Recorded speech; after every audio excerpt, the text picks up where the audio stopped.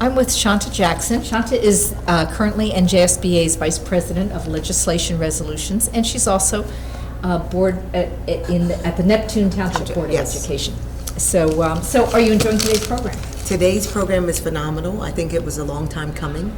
I'm really enjoying being able to network with fellow women and giving them a supportive environment in which they can learn and grow and be honest about some of the challenges that we face as women. Mm-hmm. What are some of the challenges you've faced? Just one or two? So I think that I am very good with time management, but I have never perfected that work-life balance. Being a journalist, I know, former journalist, the field requires you to be on 24/7. And so I'm still on in every job I do 24/7. So during this morning's keynote, when they talked about not checking emails on the weekends, put my head down. That's not me. I check emails weekends, nights, before I go to bed, first thing I do when I get up. So I am working on that. That's probably my biggest challenge. I feel the need to be connected all the time. And when she talked about if you're modeling that, then that's what your employees or the people that you mentor, they might model, because that's what they see in your walk. So that's a thing that I have to work on personally. So that's already been my greatest takeaway. Good. So I'm very excited about that. That's a challenge that I have to deal with now, to try to figure out how to get some semblance of balance.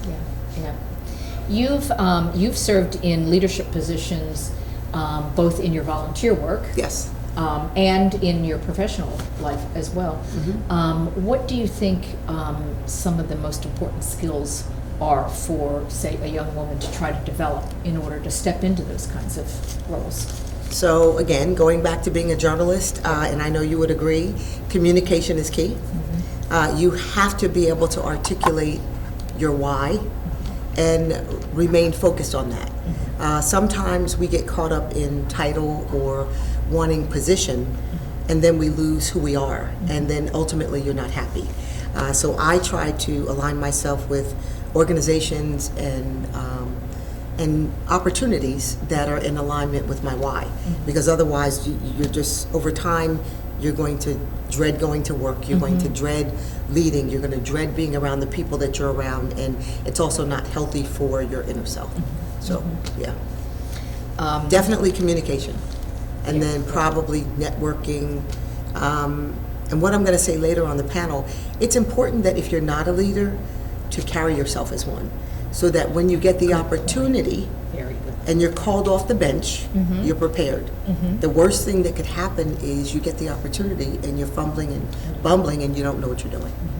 So that's just a personal experience. My family always taught me, you might not be a starter now, but when your time comes, you need to be prepared and get in there as if you were there all the time. And that's what I try to do. That's a very good point.